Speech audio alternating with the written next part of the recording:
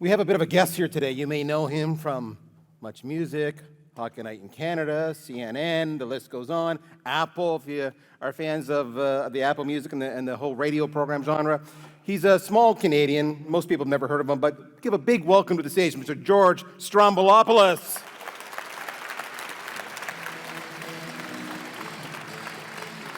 Let's do it. Let's do it. Hi. Hello. All right. Hi. Can I just... Yeah, do it, man. Andrea, Robin, and Kevin, I think, who are sign language interpreters, apologies in advance for my last name, because I could see as soon as my name went on the screen, everybody went, oh, this is going to suck. So thank you. I will try to speak slowly. That'd be a lot of letters to spell. Oh my God, I can't even imagine. Hi, man. How's it going? I have got to tell you, I have spelled your name so many times now, I had no idea how many U's you have in your name. I think I have all of them. I have spelled your name wrong so many times. I didn't learn how to spell my last name until I was in grade 5. Are you serious? 100%. I didn't think I would need to. I figured, I'll get to a point where one day I'll get a driver's license and then I'll just look at it. That's honestly what I thought when I was in grade 4. And then I think a teacher of mine said, you really need to know how to spell your last name. And I thought, all right. So I actually, back in the old days, remember when you had like the cards, the little envelopes taped to the wall in the back of a portable? I went to school in Toronto, and I just stared at the back of my last name and went, okay, there's OUs after every consonant but the L. Exactly. That's how I figured it out. Yeah. Seriously. That's what I was going to say. Okay, it's always OU, except for the one case it's not. Yeah, that's right. Yeah. L's. If there's an L, it's just an O. Yeah. If there's any other consonant, it's an OU. Yeah. It's crazy. Okay, so. It's a crazy name. I acknowledge it. It's a crazy name, and when people mispronounce it or misspell it, I don't take it personally at all. Yeah. Because my name's insane. There's 17 letters in it.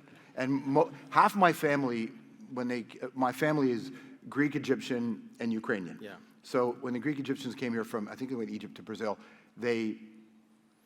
most of them shortened the name to either Strom or Stroumboulopoulos. And then when my mom put me in school, I think it was in grade 7 at one point, back to junior high, she put it to Stroumboulopoulos, she shortened it, and I was like, I learned how to spell this. There's no fucking way. I'm sticking to it. Yeah, I'm not going back to a different version. I just learned this. So I went to the full name. So when they come up with Strombo, because that's what you're known for, now was that you doing it, or was that your producer saying, no, nobody's made a spell it? I actually don't remember how that even happened. I don't even remember how it happened. Because I had so many nicknames that I cannot pronounce here. Sorry, I don't have my back to you. But I don't even know where Strombo came from.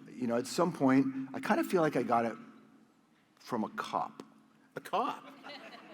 I feel like I got, There's a story there. Well, I used to get in a lot of trouble. A different kind of trouble. And I feel like nobody can come up with a snarky nickname quicker than a cop is about to bust you. Yeah. So I feel like it was a cop, but I can't exactly remember. Yeah. And you're like, that's cool. I want to stick with that. Yeah, I have to be careful because there's cameras here, so I have to. Exactly. This is being recorded. Do you want to hear a funny story about when I worked at Much Music? Yeah. I worked at Much Music, and I just got hired at Much, and they didn't know anything about why would they, pre-internet, so they hired this radio guy, and I was about to go live for an REM concert, which was happening in downtown Toronto. My bosses didn't know who I was. They just said, yeah, we'll give this kid, let's see. And I'm standing there, and I could feel this presence behind me that only you know this presence if you've run afoul of the law. And I just was on the air, and I'm like, hey, da-da-da, and all of a sudden I hear, hey, didn't I arrest you once? And I'm like, oh, shit, right? On TV. So, yes, maybe he gave me my nickname. I love it. Okay, guys, so let's set the stage a little bit here. We're going to ask George lots of questions. I have got a bazillion questions on my phone here. I will not get to them all. How are we already at 42 minutes? We're 42 minutes. Then we go to Q&A. Okay. All right, after that. So we're going to go all over the place. This is totally unscripted. We are not going to talk finance at all. Are you okay with that? Yeah? Woo! Okay. Well, you don't want my stunning insight in a guy who doesn't do what you do for a living telling you what to do for a living? Couple housekeeping things, okay? So, we just heard us say, we have Q&A at the end. So if you don't know, Slido.com, right? Code is FMI. You can submit your questions and you can vote on them. The top questions for George will be sent to me on this magical iPad, and I will cherry pick them, so suck up to me if you want your questions asked, and we'll ask George. So Slido.com. Ask me hard ones, please. I'm going to ask you the hard ones, yeah. FMI. Uncomfortable ones. Okay, so that was the first one. Second one, there was a bit of a system error, I understand, and you want your CPD credits. Some of you, the ones who came in early, may not have gotten scanned. So if you didn't get scanned, it's all fixed now, and we need you to, when you leave through the left door, and they will scan you again, and you will get your CPD credits. Only if you didn't get scanned. Those are the housekeeping questions. Did you say CBD credit? CPD, yes. Different. Certified Professional Development, yes. Different. Yes, exactly. Very different. I was like, what's happening in Ottawa? That's a whole different deal. Justin has gone crazy. Ottawa's a hip town. Yeah. What's your best memory of Ottawa? Because you travel nonstop. Yeah, my best memory of Ottawa was, I've had a good, I was here when I used to work at Hockey Night in Canada, which is weird that any good memories would come from that, but during the All-Star games, the All-Star games. Yeah. And coming here, oh no, you know what my best memory was? A U2 concert, traveling here with U2. And watching a U2 concert in Ottawa. Did you get yellow glasses for the time to wear those? I didn't get the yellow glasses, but it was one of those weird moments where I got put inside the pit, that little inside the heart that they had. Yeah. And I sort of did a little bit of a mini tour with U2. And coming here and watching them play, this is in that post 9/11, All That You Can't Leave Behind era, where U2 had Beautiful Day and all these songs, and they were back. And it was just music is my core language. You're going to have a bit of a background there. Yeah, it's my core language. It's how I feel about the whole world. I experience it through the prism of music. And seeing a band that big I think it was, I don't even know what it was called, Corral or Scotia, what it was called at the time. But it's gone through 1,000 names. Yeah, and it was so big and so packed, and it felt devotional in there. Yeah. And I have that kind of burned into my memory, experiencing that. And once I came here for a Grey Cup game, and this little girl, like 11 years old, stopped me on walking into the main door gates, and I used to host a punk show on Much Music, and she wanted to talk to me about punk, and she talked about extremely hardcore political punk rock. She was 11, and she opened by saying, I love punk, and I love the Habs, and I love punk and the Habs. Yeah. So we started talking, and she started listing off like anarchist, squatter, punk rock bands. I'm like, I don't know who you are. She's George Jr. Yeah, she was dynamite. I was just like, you're the best. And she says, can you take a picture with my grandfather? And I said, yeah, sure, if you want. And we're walking into the Grey Cup, and it's a packed, and I turned around, and her grandfather was fucking Jean Chrétien. No way. And I went, seriously? And she said, yeah. And I said, your granddaughter, she likes that music. And I went, I love Jean Chrétien so much. I'm not a member of that party, but I like him. Yeah. And I was like, where's your security? Like, where's the RCMP? Yeah. He goes, and he said, I make them over there. And he just walks in, and I remember saying it was with a friend of mine who's not from Canada. And I said, that's the Prime Minister. Yeah. He said, what? Yeah. Yeah, the Prime Minister's walking in the front door. Yeah. With you can't do that now because Canada's broken, but back then you could do it. Yeah. And it was pretty, so that's one of those are Ottawa memories. Okay, so I'm going to set the stage a little bit now. By the way, that's not me doing a French accent. It was Chrétien specifically. It's French, yes, exactly. I'm not doing that. Yeah. Yes. You have to be careful with that one. Yeah. Okay, so I laughed. Okay, so I researched, as you might imagine, for you, brother. For me. For you. And I Googled the following. Uh-oh. And it's really cryptic. Yeah. Top questions to ask George Stroumboulopoulos. Did you Google it or did you ask ChatGPT? No, I did not. I thought about it. Yeah. But no, I Googled it. Okay. All right? And the number one or number two search result was, you're going to love this, whatever happened to George Stroumboulopoulos? I love that. Isn't that awesome? I love that. Like, you're nobody, brother. Good. May we all be. Last night. Whatever happened. Whatever happened. Because that could mean so much. I know. Yeah. Okay, so for those who don't know whatever happened to George, I'm going to give you some highlights. Yeah. Now, these are highlights. I'm missing a lot, all right? But for the folks here, and I have to do this, true story. I was in the mall, I was in Rideau Center shopping mall last night, and I was saying, I need a shirt. I need to look cool like George. That's where I bought these socks. I know, my wife. I forgot to pack them. So I sent a picture to so George and I took a picture before we went on stage, and I sent a picture to my wife and my two kids. Look at that's with George, isn't he cool? And my wife, you know what my wife says to me? What? My wife says, look, his shirt's tucked in, he's got cool cuffs, he's got hip socks. You could learn a lot from him from a fashion point of view. Do not take any relationship advice from me. Well, I cannot give you anything powerful. My son, who's 29, says to me, George looks terrified. So just, there we go. All right. That's my resting face. There we go. So we got, you entered the radio gig, this according to Wikipedia, so it's only as honest and credible as Wikipedia is. In spring of '93, and then Winter of '91. Winter '91 At an illegal pirate radio station. Oh, there we go. Yeah. Because this has you out in Kelowna. That is my BC. first legal job. First legal job. Yeah. All right. And then you got picked up and you went to Toronto. Yeah. You went Fan 590, CFN, and CFNY. That's right.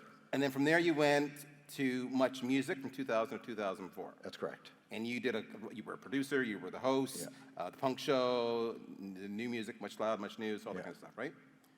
I got questions for you on Much Music. Then you had the Strombo Show. The radio show? That's right. Yeah, it started as a talk radio show That's first. right. Then it became a music radio show. Right. And that was in 2005. No. Probably. Ballpark. Yeah. You're not going to lie. I've had 6 concussions. Yeah. So this is all very, it sounds like you're talking about me. Yes. But it was so long ago, Yes, right? right. Yeah, I understand. Yeah. And then you had George Stroumboulopoulos Tonight. Correct, yeah. That was the Talk show. talk show 10 years, right? Yeah. Did you ever think you'd be there 10 years? Didn't think it'd be there at all. I turned them down 4 times. I have so many, hold that thought. I want to come back to it. Send the questions in, guys, at slido.com, okay? Then you had a brief little stint on CNN. I did, yeah. Which I'd forgotten about. So have I. That was only a summer gig. I had a contract in Canada to my show, my talk show, and my Canadian contract only allowed me to do other shows that would air, if they aired in Canada, they could only air within the window of my summer hiatus. Right. So CNN asked me if I would do a 10-episode summer run. It was me, a guy that I knew a little bit, Anthony Bourdain. So me and Anthony, and they said, look, you guys will do it on the weekends. Would you do 10 episodes? And I honestly, at this point, didn't. I stopped. Like, my relationship with this career ended a long time ago. Yeah. And so I remember sitting there going, I don't fucking want to do this. So I shot 10 episodes, 40 interviews in 4 days. You did 40 interviews in 4 days? I did 10 episodes in 4 days. You were spent.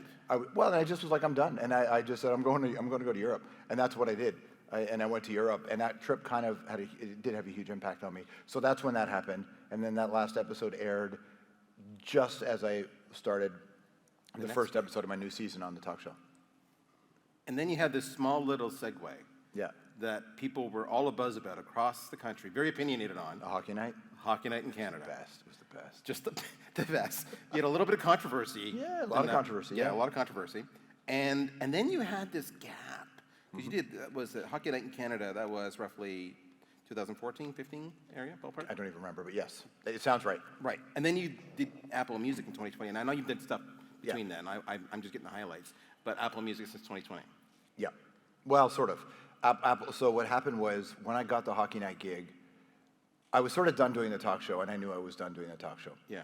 And and part of the reason I knew I was done doing the talk show was I didn't watch talk shows anymore. So the way I kind of marked my entire life and career is mapped out in a way, which is, what do I do? What do I like? If I don't do or like the thing, then why am I doing the thing? Yeah. So I realized that I was just, and I was in the U.S. being interviewed to take over a late night talk show in the U.S. And I was in one of the final 2 or 3 guys to get the job, people to get the job. And I was reading this book about late night talk show hosts, and one of the things that became very apparent to me was that nobody gives up the chair. Everybody is defined by their role in life and defined by their job. This is sincere. I fly about 140 times a year. I'm on 140 planes a year, so I read a lot. And I was reading how everybody was really, their identity was so closely connected to what you do for a living in your career. And of course, that was my case as well, especially when you do it in a pseudo-public way. But I had this smug in my brain. I thought, not me. And before I could finish that sentence, I was like, bullshit, totally you. You couldn't walk away from your show. You couldn't do it. And then things were changing at CBC. I was kind of bored. And then I got the Hockey Night in Canada call. Yeah. And then I thought, it's never going to work. It will never work. Not because I can't do it and we can't do it, but it won't work because I know Rogers can't do it. I know the NHL can't do it. So it's never going to work. But what a way to blow shit up. That's sincerely, right? That's sincerely what I thought to myself, was it won't work. So my manager called me, because my manager is American, but he loves hockey. And he goes, Hockey Night in Canada? And I went, yeah. He said, you got to do it. Yeah. I said, yeah, but it's not going to work. I'm way too lefty for them. I'm way too progressive for them. That's not what that's, first of all, like I'm from Toronto, that's not Canada. Like the Canada that you think, that's not Canada. Canada is a very conservative, old school country. This isn't gonna work. I said, so here's what we do, let's do it. So I called Gary Bettman, and I said, why? You don't want this. And he was my friend, so he said, no, I really do. And I said, no, you don't. Like, I don't think Rogers has the stomach for this. He said, no, they really do. And I went, no, they don't. They do. All right. So I met with the Rogers guys, and it took me about 10 seconds to realize they don't have the stomach for this. But I've been interviewing people for a long time, so I know when people they want to believe something, but they don't really believe it. So I just thought, there's no way this is going to work. So I called my manager. I said, get me a contract that's ironclad, so when they fire me, they have to pay me every penny. Every penny. And he said, okay. And so Rogers offered me this really long deal. I only took a short deal in return. I didn't want to be there for that long. And after I knew it was going to, but here's what I did. The moment Hockey Night in Canada started, I built my own company called the House of Stroumboulopoulos, based on music. Yeah. So there wasn't a gap between me. There was a gap with Apple, but Apple ended up buying what I was doing because I didn't want another job. And I knew hockey was going to be my last traditional job in the business. But it was a big part of it was because I just didn't watch this shit anymore. And I love hockey and I love sports, but I hate most sports broadcasting. It just doesn't connect to me anymore. So I just thought, let's just give it a shot. See if we can't make it work. I knew it wouldn't work, by the way. But I should say this. The guys who ended up firing me told me that when I was the host, the ratings went up with people under 30 and women. So I did my job. Right. I grew the audience. But my suits were too skinny. They didn't like the colors of my suits. I had pride tape on my hockey stick on the set. How dare you? That's still an issue today. Yeah, and it's insane that it's an issue. And I think the NHL is gross in the way they've handled it. And I think the broadcasters are gross in the way they handle it. And I think that history will judge this era for its absolute lack of humanity and inclusiveness. And it's gross how they've handled it. And I used to say this to them at Hockey Night. I remember... I bet you that went over well. Oh, bro, things would get said on the air that I would walk into the other guy's room and go, what the fuck are you doing? Yeah. You can't say that. I'm this. I'm like, that's racist. Yeah. It's not racist. Yes, it is. Yeah. Now, I come from CBC, which is obviously a very different group of sensibilities than hockey. So I knew hockey was going to be tough, but I thought it was my responsibility as an experienced broadcaster to do my part, right? And so it was fun. It was really fun. So were you just the wrong time, the wrong place? That's what they said. No, I don't think. I think that it's never the wrong time and the right place to be inclusive. I think I worked with the wrong people. That's what I think. Yes. I agree with that. I think so. Now, not everybody, just a couple of people. See, the guy who hired me left after a year, so I knew it was done. Yeah. Right? Once your advocate's gone. Yeah, when your advocate's gone, you're done. But I could say way more, but there's cameras, so I won't. But I say this: I harbor no ill will to those people, even the ones I didn't agree with. It's the business. This is TV and radio. I've done this for this December now is I think 32 years since my first illegal show, and it's gone way better than I ever thought it could have gone. That was one of the questions I had for you. Yeah. Which did you see it sounds stupid. Did you envision this career, or do you look back and you say, like, how the hell did this happen? No idea how it happened. The only thing I can say, the reason it happened is I am the living embodiment, hopefully, of that tragically hip lyric. Yeah. Will and determination and grace too. Yeah. That's kind of how that's what my life is, and that's how my career has been.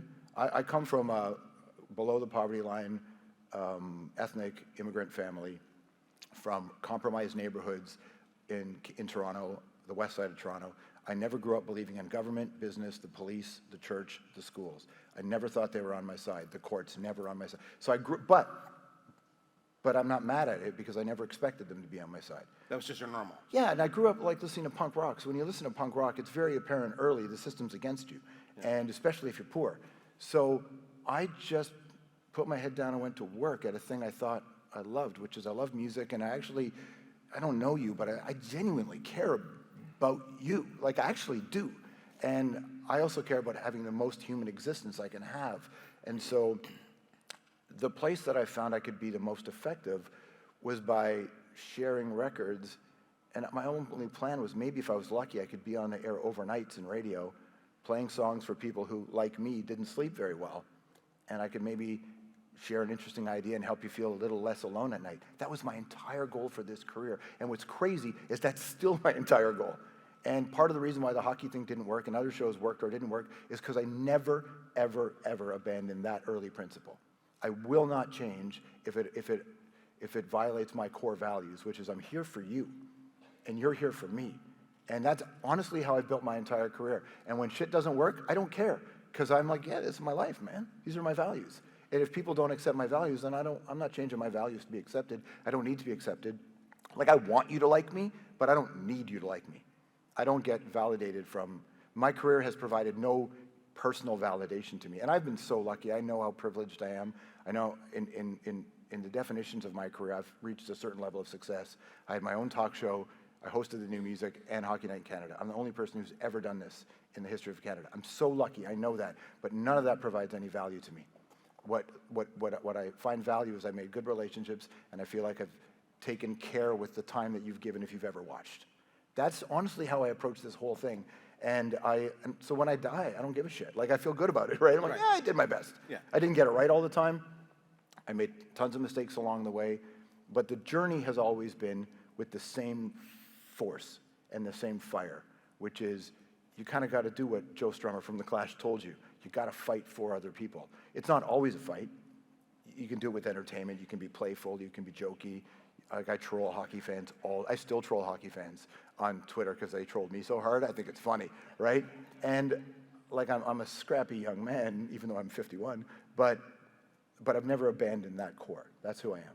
So what do you say to people who struggle with what you just put up here? And I've been there, right? Where you're working for a company or you're an organization, and like I know at Hockey Night in Canada, when I used to do my research, one of the things I saw you talk about a lot was how they said you weren't conservative enough. We need you to adapt. We need you to change. They said less music and be more conservative. They're exactly what they said. And I was just like, that is not how you talk to me. That is not going to work. So for people out here who are Because conservative was code for old white guy. Yes, it is. That's what conservative is. It's code for old white guy. And I'm like... With white hair. Yeah, and I'm an old white guy, by the way. Yeah. I'm a white presenting ethnic male. Yes. And if you grew up immigrant, you don't feel like you're part of the system, right? Right. But I knew what they meant. And I was just like, yeah, I'm never going to be that. I'm not against old white guys. I'm here for everybody. Right. But don't ask me to be that guy. That's not who I am, because it's code. And old white guys and old everybody and young everybody, we need to come to the middle, which is you don't have to like everything, but you have to let it exist. And that's what I fight for all the time. And, well, it's where I run afoul with a lot of my friends on my side of the political argument when they talk, oh, love and respect. Fuck that. No. Yeah. Good laws, well enforced. Yeah. Don't tell people how to think. Show them a better way to live, right? Because nobody responds to being told what to do. So if you struggle at work, I mean, it's almost impossible because it all comes down to your brain chemistry and your personal obligations at home. The thing that I do, and I didn't know how to do this early in my career, but I learned over time, is understand the assignment. The people who are paying you, what do they want from you?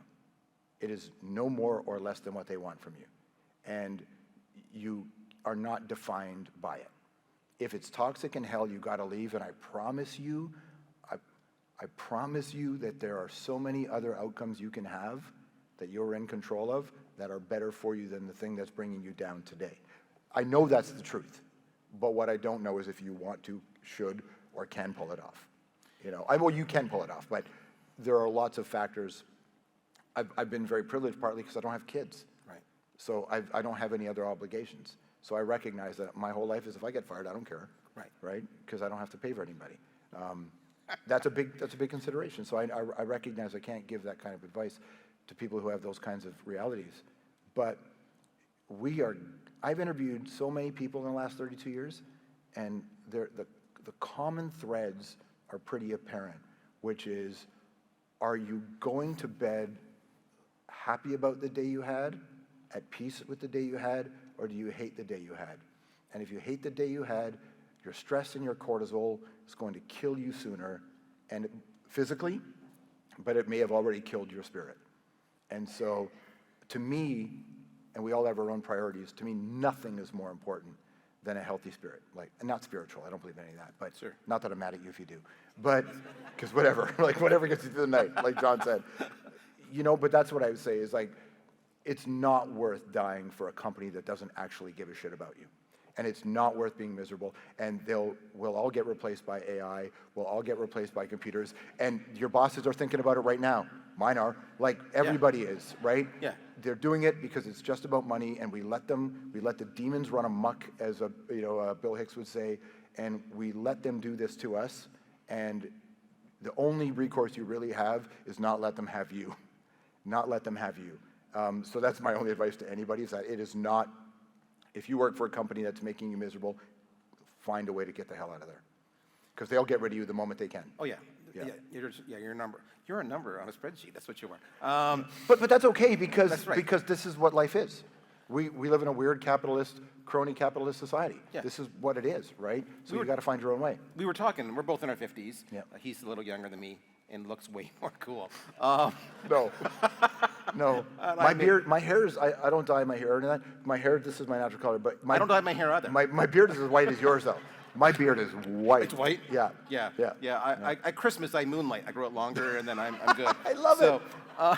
But we were talking just before we went on, and we were sharing about how I made a similar decision not too long ago. I'm, both in our 50s, and I quit a gig. Yeah. And it was what you were talking about. It was like, this was not good in my soul. This was not right. Yeah. And the craziest thing about it was, I stayed in that environment too long because I thought I needed to provide, yada, yada. And when I quit, my wife was totally cool. And I'm like, this is weird. You're freaking me out. Why are you totally cool? And her response was, I'd rather have you than the income. Yeah. And I just wish I'd have known that 20 years ago. I'm sure you know what a gift it is to hear that from somebody. Oh, huge. I was shocked. It's the best. Which means I didn't give my wife enough credit in the first place. Yeah. But also, like, listen, I mean, one of the catchphrases that everybody loves or hates to use is toxic masculinity, but it crushes men in such a profound way. Yeah. And it crushes us, this fucking conditioning. We're also the last era of Gen X guys who grew up where our dads were, my dad was only around for a little bit, but they were so broken and traumatized in their own way, and they were, I mean, my dad was, I think, 20, I think they were 19 when he knocked my mom up. Like, they were babies. Yeah. And my grandfather was 16 or 15 when he had my dad, so old country cats. Those guys were so broken, and I'm not mad at them for any of the shit they Oh, that was their life. because they're like, Different era. but we're from them. Yeah. So we have no concept that people see us that way, that people actually give you permission. Not everybody does, Yeah. because lots of people are broken, but the fact that you were given that from her is unbelievable. But I'm not surprised you didn't expect it. Yeah, right. Why would It you? is what it is. I think most of us who are in relationships feel like we need to provide and shelter, protect our loved ones. Yeah. But the reality is, you're right. It's all about what's good for us, what's in the soul. And you've led your career that way. So I got to ask. Yeah. I look at your career, and of course, you have all these great, like, you're amazing on Apple. Much music was epic. And Hockey Night in Canada, as epic as it was, that was a lot of controversy and conflict. So how did that affect you? And I really want to ask, how did that affect your loved ones? Because I know, for example, you're really, really, really close to your mother. Yeah. So, and you're on social. Yeah. And of course, we'll talk about social and whether it's a good thing or a bad thing. Yeah. But how did that affect you, and how did you navigate that? You kind of have to lie in the beginning. You have to tell everybody it doesn't bother you Right. when it does. But if you believe the lie long enough and you do a lot of the personal work behind the scenes, it actually becomes true, where it doesn't bother you. So in the beginning, it bothered me because I knew it was going to affect my ability. I knew it was going to affect my bosses because I knew they didn't have the conviction required to make big change. Right. But it didn't really bother me because I didn't. You can kind of hive off the people who didn't like me at Hockey Night in Canada in three camps. The ones that liked the old way. Well, you can't do anything about that. The only thing you have to address that is time. There are people who just didn't like me because I didn't connect with them. That's totally fair. I'm fine with that. And there are people who didn't like what I was trying to do. That was the bulk of them. The first three, the first and the third. The first group, we would have got them. I have no doubt about that. The ones who just didn't like what I was trying to do, like what I was about, I don't care what they think. So I don't value the criticism. It's not interesting to me. So it didn't really bother me. And it really didn't. I was just like, yeah, this is the game. I am so incredibly tough, it's shocking. And it drives people crazy in my life. Because I'm one of those people, and it's weird in this business that I do, I don't need anything. I don't ask for help. I'm not in any way, I'm more in service of others. I require very little in return. Throws people off. So when the hockey thing was going on, everybody, my friends were like, you okay? Yeah, I'm fine. Because we're doing a thing. This is a job. I was very lucky to spend some time with Neil Armstrong, and the first man who walked on the moon. Yep. And I remember Neil was telling me about the day, and he just kept referring to it as he was a technician going to the job site. Yeah. And I'm just sitting there going, I'm sorry, what? You're on the freaking moon. But, Yeah. He's like, yeah, I was a technician going to the job site. I said, is that how you are you just saying that for me and us? He goes, no, if you think of things in a grander scope, you're doing yourself a disservice. He goes, if I was thinking about, I'm going to walk on the moon today, I would have screwed this up. But I had a job to do. So I'm a technician going to the job site. And that has stayed with me I met him, I think, about 2 years before I did the hockey gig. Mm-hmm. And then when the hockey gig was going on and people were coming after me, but again, I knew what no media reported. I knew that the ratings were going up in the places they should go up. I knew it was working. And the other group were going to come along. So I didn't feel like, I felt like I was doing a good job and I felt like it was working. But I didn't care so much about the controversy because I didn't value where it was coming from. Now, my friends, it bothered some of my friends. I'm very lucky. My mom is a super gangster, right? My mom I was raised, if you were ever raised by a single parent who, my mom, like I said, 19, she was, it still is, a thug. And in the best way, my mom doesn't have a cell phone, doesn't have internet, doesn't have a computer, doesn't have cable. She's the happiest person going. My mom doesn't care about, my mom is so off the grid, man. She's oblivious. Yeah, oblivious. She's like, we call her a gangster missionary. If you're a new Canadian and you need help, somehow you get my mom's number. I'll give you an example. So just to put in perspective why my mom didn't care. Okay. Two things. One, my mom, when I was doing the talk show, because I used to do a lot of, religious stuff, and, I'm me, so she would get very nervous about how I would handle things because I'm a very anti-organized religion as an institution in public policy. It drives her crazy. So she would sometimes go to church. She'd go to a bunch of churches, and the pastor would be on at the pulpit talking about some shit that I said in the show the night before. Yeah. And my mother would just like slink down. Yeah, because my mom didn't want anybody to know I was her son, right? Yeah. So, but I was walking down the street once in Toronto, and this guy stopped me, and he says, oh, hey, you're George? I said, yeah. He said, oh, yeah, I know your mom. And I went, oh, cool. He's like, yeah, he said, I was a guy experiencing homelessness. He said, I was homeless at the time. And this woman was walking by and asked her for money, and she said no, but she said she'd buy me a sandwich.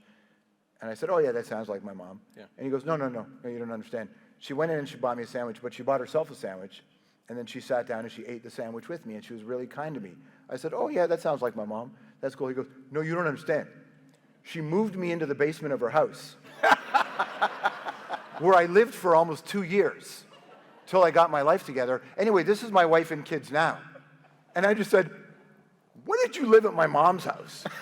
Yeah, pack the bus up. Yeah. How did I miss that? And he tells me like, oh, like 9 years ago, 8 years ago. And I thought, my mom would never let me come over at that time, right? And she's like, no, we'll meet at my sister's house. We'll do this kind of shit. And she doesn't swear. And I said, really? He goes, yeah. And he said, I'm not the first. And I said, yeah, I figured that. My mom will meet people, and like that's my mom. Yeah. So when people attack me, she doesn't care at all. Because her whole thing was what you do for a living doesn't matter. How you treat people matters. This is how I was raised. I think I told you before, my mom never once asked me as a kid, ever, what I wanted to do for a living. I have zero anxiety, and I recognize how lucky I am. I have zero anxiety in my life. And one of the reasons I think I have zero anxiety, not the clinical kind, but even the environmental kind, is because nobody in my family cared what I did to earn their love or respect. It was always, how did you treat people? That's the only thing that mattered in my family. It is to this day the only thing that matters in my family. And my family and I don't, like... Golden rule. Dude, right? Most of my family are religious. A lot of them are conservative. I am the guy who wears an inverted cross necklace and listens to Slayer and, interviews lefties, and I'm cool with all that. And we have lots of reasons for disconnect, but there's no disconnect because we treat people a certain way. And so I think that's when all that shit was going down, I didn't care because it's like, well, I'm doing the job. I know what I'm doing. But also, none of it matters. What matters is, are you good to people? And that's part of the reason why I've still worked for 32 straight years, is that it's how you treat people. Not just the ones who are you working with, but the ones you interact with in the public. If people watch you on camera or hear you on the radio, and if they believe you, it can't seem like I'm in it for me, because I'm not really in it for me, right? I'm in it for the us. I think that's fun.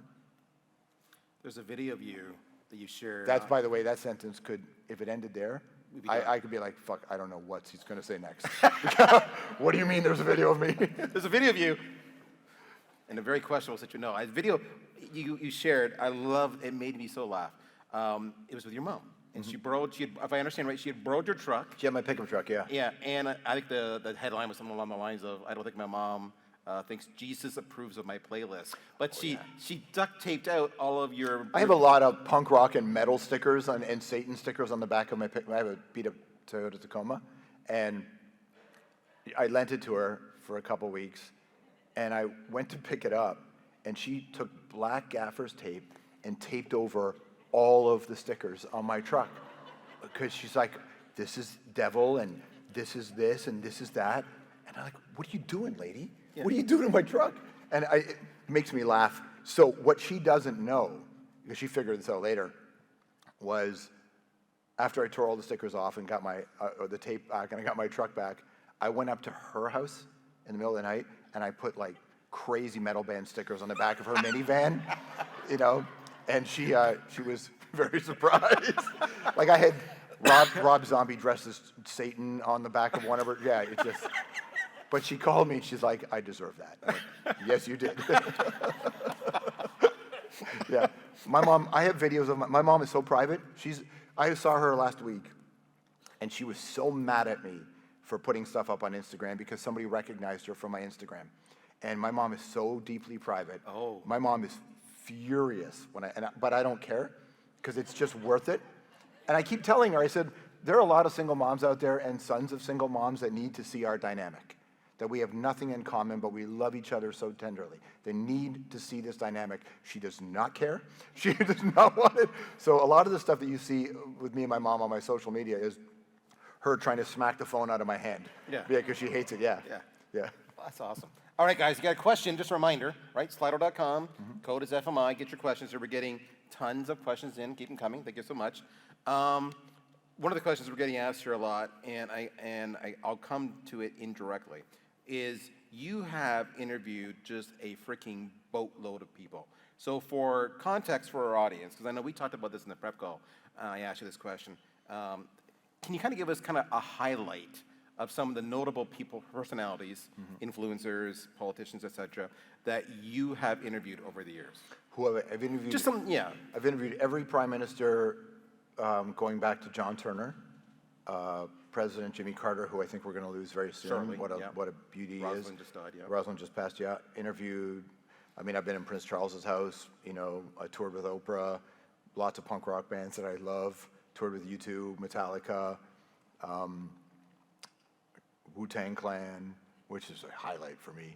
Public Enemy, Rage Against the Machine. Yeah. So, I've just been so lucky that I'm just really grateful that my brain chemistry had me interested in the human experience. So if it's music or politics or sports or film or literature, I got to spend time with Umberto Eco and talk politics with Gore Vidal, and I got to go to Maya Angelou's house a few months before she passed, and Maya Angelou would sing songs to me, and she loved that I kept my last name, Stroumboulopoulos, because she married a man called Angelo. She loved the long Greek name. So hanging out with Maya Angelou in her house while she's singing to you is just one of those things that you just go, did not expect this in my life, right?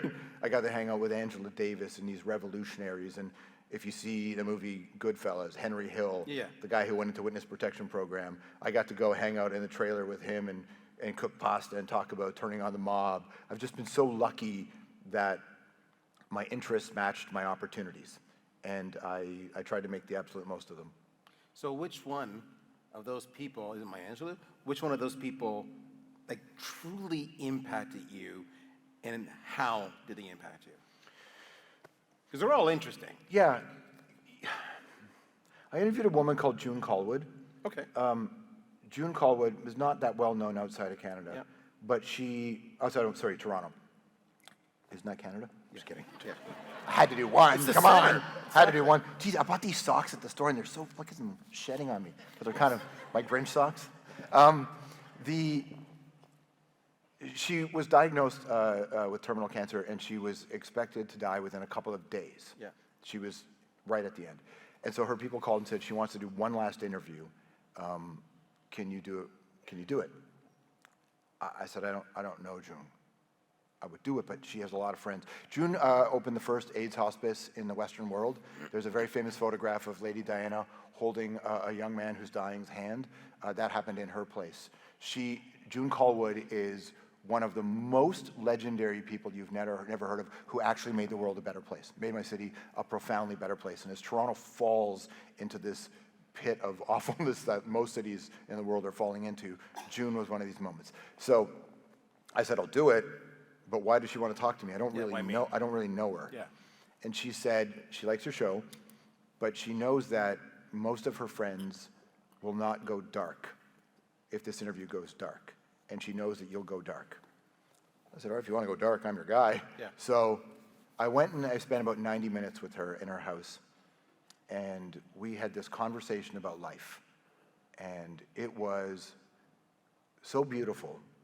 It's the first time I've ever had anybody say, my body is riddled with tumors and I've named this one George after you. She did it.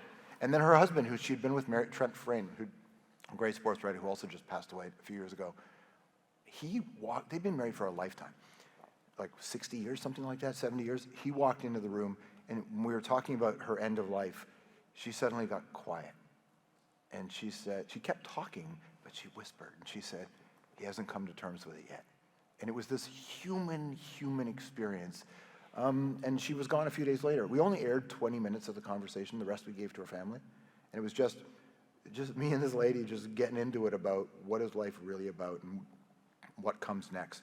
And there was a Buddhist master-like level of surrender she had. And she said something that really stuck with me, which is that in her relationship and in life, it's that tenderness is kind of the key.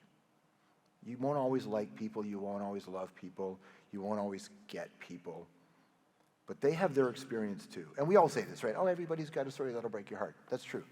But the problem with saying it in a catchphrase is that you miss the point, which is they're falling apart as well, just like you are, or they're building themselves up, or they feel, and she said tenderness is the key. And that stays with me a lot. Not many people know who she was, and she was gone within a handful of days. She passed after that interview. Like, not because of you, though. I hope not. Oh God, no. I feel like it was coming, But no, she was so lovely. The other one is Michael J. Fox. Weirdly enough, yeah. Really? Mike is all the things you want him to be. Of all the celebrities you can imagine, Mike's exactly who you want him to be. He's that right mix of pleasant and funny and kind, but also edgy. He is super rock and roll, loves hockey, probably would have elbowed you if you played him, but also would have helped you up. Michael J. Fox's foundation has raised $2 billion for Parkinson's research. They just figured out that a real key breakthrough in that, from $500 million of research that came from the Mike thing. Here's what's interesting about the Michael J. Fox Foundation. It's not like that $2 billion would have been donated to another charity. Most of that money that gets donated, because I've talked to a lot of the donors at these events with him, they're only doing it because it's Mike. Yeah. Mike has this power that is so profound, and I think that optimism book he wrote, he's written a bunch of books about his struggles, he's honest about it. Mike is the guy, I was just with him on the weekend, and Mike's the guy you want to be around. He'll still crack a joke. You're still not sure if you should laugh at that joke, right? Because he's edgy, but he's amazing. Like, Mike is amazing. Tracy's amazing. His family are amazing. He said something to me about his Parkinson's diagnosis. He said, obviously I don't want Parkinson's, and I wish I didn't get it. But I got it at a time where when I had to stop working, my kids were young. So I had to be at home, and I got to raise my kids. And he said, and my kids like me, and I like my kids. And I guarantee you that if I didn't get this diagnosis, maybe I would have kept drinking, maybe I would have kept working, or he definitely would have kept working. Mike would be an enormous star today, like he still is, but he would be the guy. And he said, and I would have all these things, but I wouldn't have this relationship with my kids. And I realized that that's what I value the most. Here's the thing, I believe him. Yeah. Like, I believe him. I've seen it with his kids. It's really, really powerful. So Mike's the kind of guy you want to be around, and you kind of forget he's Marty McFly, right? You kind of forget he's Alex Keaton. You kind of forget that it's Michael J. Fox when you hang around him. But then every now and then someone will walk by and be, it's Michael J. Fox. Yeah. Yeah. You know, he's really quite proud. So June Colwood and Mike are two there. And of course, Maya Angelou. Maya Angelou is just like, that's another level. And there's an overwhelming theme I'm getting from you as I've listened to your life story and the people you've interviewed have impacted you. And correct me if I'm wrong, but it's like compassion and empathy is what I'm sensing. That's it, man. Define you. What is it? That's it. Like, here's the thing, and I say this to people who get into my line of work. All the shit you want out of this, if you want money, fame, sex, free stuff, whatever the stuff, all the stuff you want of it, you'll get it anyway if you do it the right way. You'll get it anyway. If you just drive for that kind of stuff, you're going to miss the opportunity of why this is really valuable. Because what this is really, because TV is garbage, media is garbage for the most part. It's particularly garbage today, but media has always been controlled and strange. And now the only difference is the people who used to yell at the TV, you can just see them yell at you because it's on Twitter or on Facebook. But it's the same thing. People have always yelled at what they've heard. But what the real opportunity is, there's a person who had the worst day of their life today or the best day of their life today, and if they're going to put your show on for however long they're going to give you, that means you can keep them company for an hour. You can't solve their problems. You can't fix the world, you know. But what you can do is maybe make them feel a little less alone. Like, if that's your intention and you hit it, you actually have value in people's lives, and they have value in their relationship with you as a value in your life. All the other shit, like, I don't have any sense of pride in what I do. And this guy interviewed me once. He's like, are you proud of your career? I'm like, no, why would I be proud of my career? And he's like, I think it's negative and it's toxic to not be proud of your accomplishments. I said, I don't care about my accomplishments. If I ever feel like, oh, what's my career like? I open my door and I see my motorcycle and I see my pickup truck and I see my El Camino. I can afford to buy my favorite motorcycle. I have a 1971 El Camino. It's my pride. I said, I'm not proud of what I do. I like that car. Yeah. So if I have a job, I want to buy a car, I don't ask anybody's permission. Yeah. I'm going to buy myself a new motorcycle. But I don't have any sense of value in the job itself. What I value is this thing. And it's been this way my whole career. And when I meet people who have the same kind of approach, and again, it comes from my mother, for sure. Yeah. It comes from my mother, for sure. When I was really little, after my dad split, we were like super broke. We lived in this, there's a woman on the street who had a cabin up north in Ontario who let us live there. And it was one of those log cabins where the roof was off. So it was open air and the logs were kind of open. So my mom and my sister and I were really young. We would sleep in one bed and we'd have to put the sheets and the blankets over our head so that the bats wouldn't get stuck in our hair at night. So seriously, and I'm like, I sometimes look at my mom and I go, how did you do this? Yeah. Like, I make a good living and I'm like, oh shit, how did you do this? Like she raised us on $10,000 a year. That was her salary. And how did you pull this shit off? Because never once did I feel like my life was bad. My mom always said, like, the cavalry ain't coming, right? So this is us. But your role in life is that if you get out of this, it's not to ensure that other people go through what you did. It's to ensure that they don't go through what you did. And so what she did was, I can't believe she used to pull this off. She had no idea what she was doing. She told me later. But she used to drop me off at an old folks home in Toronto and say, go inside. Go find somebody who's alone and be their friend. What I learned later was she couldn't afford a babysitter. So what she would do is take me to places that I could spend time with smarter, older people who've lived life. And she would say to me, and I was deadly shy. She'd say, go hang out with somebody who's lived a life you'll never live and be company. That's your job as a person. And I remember like sitting at 10 years old, talking to like some World War II vet called Jimmy, telling me about his life. And then my mom would pick me up after lunch. She'd drop me off at a library, ask the librarians not to let me leave the building when I'm 6, and I would just read books. And my mom's thing was, like, if you have nothing, you have to rely on your community. And your community will sometimes be there for you, sometimes they won't, but you got to make the best of it.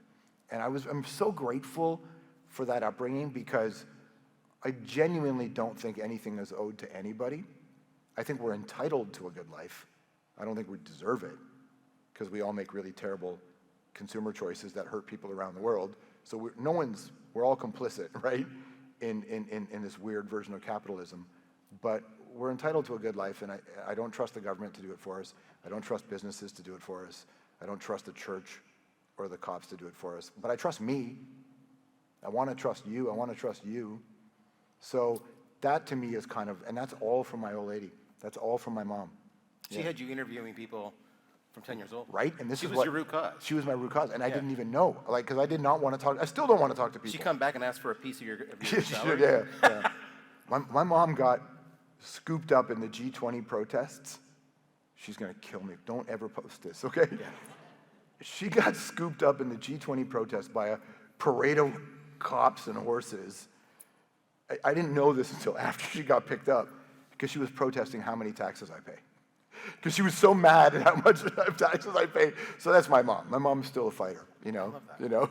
Yeah. It's one of the top questions we have here, and we're gonna get in the Q&A. I think we can do it now. But this is good timing. Is they're asking you, with all these interviews you've done, and you know, you have your point of view of life, how do you navigate a situation where you have to interview someone that you don't really align with, someone you don't necessarily like very much? Yeah. Have you been in that situation? And Often. Yeah. Are you in it right now? Just so we're clear. No, this is good. Yeah. No, this is easy. It depends. I'm a gigantic believer in personal accountability for your values. So if I don't like the person, is it because I'm right or I just disagree? Is it a human rights issue? Because then I have no problem pounding them in the interview. Is it just we have a different worldview? Is it a policy issue? So you have to kind of go through all these checklists about, am I entitled to take the position I have with this person? That's what I do. If it's an actor, if it's an entertainer, I don't worry so much about it, because entertainers don't owe us anything, right? They just owe us a good performance. Whether or not we choose to buy into their celebrity is our own individual thing. CEOs of publicly traded companies, politicians, and anybody that gets enormous tax breaks, they owe us something. I treat those interviews very differently. And I used to say to politicians when they would come into my old show, in the green room, when we get makeup before we go on the air, I would say, I'm going to ask you a question, I know you're going to dodge it. I'm going to ask it to you again, I know you're going to dodge it a second time. If you make me ask it a third time, I'm going to fucking grill you. Don't make me do that, because the audience are grown-ups. I'm not spoon-feeding anybody. I will meet you halfway. The audience, I will only ever meet you halfway. Your job is to meet me halfway as a human being, I think. And I said to the politician, but you have to do the work to not be on message. If you believe in your values, then we can have a grown-up conversation.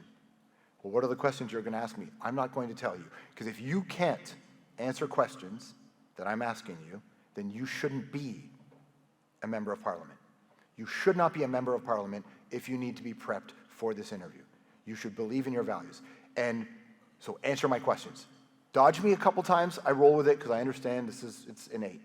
But I will come after you, and the audience is on my side when it comes to politicians. They're not on my side when it comes to entertainers, right? Often, it's a hit and miss. But with politicians, this is one of the rare opportunities where they like me more than they like you. So bring it, man, bring it. And sometimes it worked, sometimes it didn't work. I'd interview religious leaders, and sometimes, that's the only time my mom was very mad at me. I interviewed some evangelical, and I went ham on him. But he deserved it, right? And I stand by it. My mom, to this day, brings it up. That interview was like 15 years ago. She brings it up today. She brought it up last week. And she just did not like that I did that. But I remember I've interviewed some people that are so unsavory that I'll sit across them and going, yeah, I'm never doing this again. Yeah. I'm never doing this again. It's just not worth it. It's just not worth it. But you don't know they're unsavory until like news comes out later. Yeah. But I remember interviewing a guy. I remember interviewing Harvey Weinstein once. Oh man. And look at the gas from the audience. But this is the thing. In my entire career, did he ask you to massage him? He did not. He did not. No. Okay. But I've interviewed despots in war zones. Yeah. I have never felt a room chill quite like when Harvey got on. I didn't know. This is long before I knew the Harvey stuff. Yeah. We didn't know the Harvey stuff. We knew he was a dick, but we didn't know the Harvey stuff. And I remember interviewing him, and during the conversation, I thought, "Oh, this guy sucks. This guy sucks." But I finished the interview. I was trying to be a pro. And I remember thinking, I'll never do that again. I will never do that again. I didn't know at the time, but I felt that way, that I'll never do that again, before we found out. And then when we found out, we're like, my instincts are not always right, but I just knew that this guy sucks. I've interviewed a few people like that. Sometimes you interview somebody and it's just difficult, and sometimes it's my fault. I didn't find a way to reach them. Sometimes they don't, and that's happened on camera live before, where they get mad at you and you get into a fight with them, and I don't care. My whole career started because of a fight. It's great TV, though. Yeah, but I was working in radio, and... Did you win? Well, luckily, it didn't have to happen, but maybe I did win because of how I present myself or how I was raised. I was hired at Much Music, and they first asked me hey, why do you want to work here? And I said, I don't. Like, what are you talking about? You called me. Yeah. Like, I did that. I'm like, I don't. Why? I don't want to be a VJ. I don't like pop music. I don't do what you do, right? And Denise Donlan interviewed me, and she was stunned by that answer. She's like, what? Yeah, I mean, I like what I do. I play great bands on the radio, and I interview like fucking Oasis and U2 and Rage Against the Machine. Why am I gonna? I'm not gonna. But they said, we want you to come over here and host the new music. And I said, cool. Only if you let me host a metal show. They said, no problem. And then they offered me the job. I got the job, and about 2 weeks later, I got called into the office, and they played me a tape of a very famous rock star getting into a fight with a VJ, and a verbal fight. And then the rock star took the tape from the interview away from the camera operator. And the boss was looking at me, and he watched me just go, ooh. And he's like, well, what would you have done? I said, he wouldn't have taken that tape. Wouldn't have taken that tape. He's like, what do you mean? I said, have you ever had a gun pointed at you? And he said, no. I said, I have. He's never going to take that tape from me. And so he said, that's why I hired you. I hired you to go down there and talk to that guy, and I need you to interview difficult people, right? And I said, well, I can do that. Yeah. And so I got sent down to LA to interview this guy. He showed up about an hour late, and then he said, I know why you're here. And I said, okay. And he said, how's this going to go? I said, that's really up to you, man. That's really up to you. And then he made me wait for 13 hours before he did the interview. And I just kept calm, because he's making a record. And I watched these great artists come in, make the record with him. And then we sat down and did the interview. And it was tense, but we didn't fight. And I pushed him. And that's my whole career was built on confrontation, which is crazy because I don't like it. I'm just good at it, but I don't like it. You know, that's the problem. All right, so let's ask a hard question. Yeah. Who's a better dresser, you or Don Cherry? Who's a better dresser? Yeah. I mean, it really depends on your taste. Right. Right? They're very similar, I can tell you that. Yeah. I've known Don Cherry since I was 21 years old. And Don and I were always friends. When I got hired at hockey, Don was a supporter of mine. And Don is Don. So sometimes Don would get mad at something. He would come into the studio like, bah, bah, bah, bah, and I could see the other people in hockey, and I'd just go like this, get quiet. But, previous conversation about confrontation, I could walk up to Don and go, fucking hold on, dude. And Don, for whatever reason, respected me. Yeah. He trusted my journalism. Also, Don's a really good marketer, and he respected the way I built my career. So we had a common. I did not agree with like 75% of what Don Cherry said. Did not agree with it. But Don and I got along super well. And when hockey ended, the only person from hockey that sent me a note was Don. Like, Don was always a good dude. Well, that's not true. Nick Kiprios and Kelly, but Sure. Don like went out of his way to like really reach out to me. Like, I like Don. Again, I do not agree with a lot of us. most of Don's worldview. Gotcha. At all. But I liked Don as a person, and he was good to me when I was a kid, when I was in my 20s. Okay, we got 2 minutes left. That's it? That's it. So I'm going to go into rapid fire now, right? Go. So here we go. 10 questions. Single or in a relationship? Decline to answer. I mean, like, I'm single my whole, but I decline to answer. But if I follow your school of thought, I have to push now. No, really? Are you single or are you in a relationship? I decline to answer. Okay, no problem. You can only pick one city. Which one do you choose? Toronto or Los Angeles? Toronto. If you had to have a co-host, who would you pick? Don Cherry or Ron MacLean? A co-host? Yeah. Any show, I don't care. God, that would be so fun if I chose Ron, wouldn't it? I tell you, it'd be awesome. Ron MacLean. I like Ron. Ron's a great I got guy. Ron and I get along totally fine. Who doesn't like Ron I like MacLean? Ron MacLean. Also, but Ron's a very good big reader. So Ron and I could talk about philosophy, and I like Ron a lot. So philosophy, politics, I'd like to talk to Ron. Okay. Yeah. Favorite pet? Favorite pet that I had? I don't care.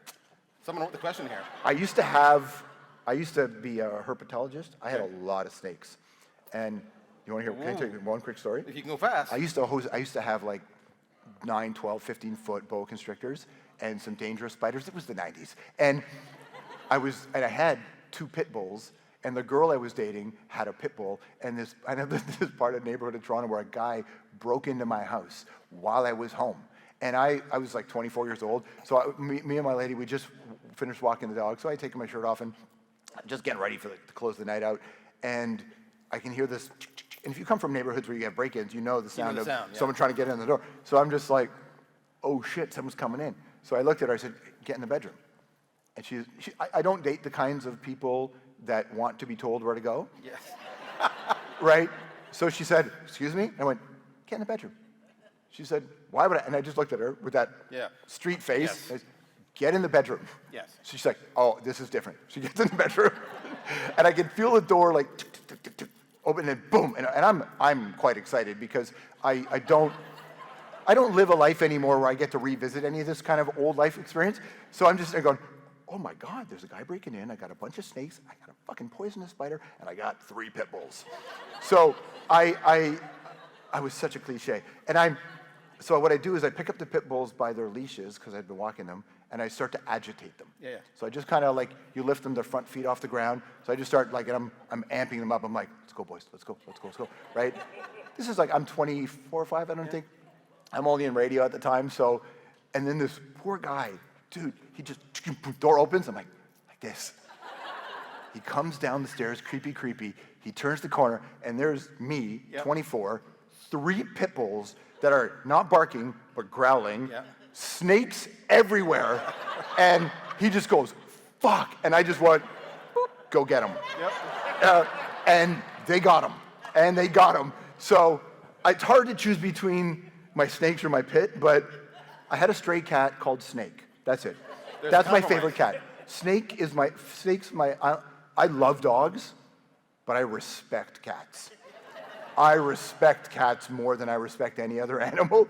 So I had a stray cat called Snake that lived with me for a long time, and I think about that cat more than I think about most people. Snake's been gone for about 5 years now. She was a fucking legend. Sorry for swearing. That's okay. I shouldn't. She's a legend. We're going to wrap it up there. We're out of time. I'm getting the signal, folks.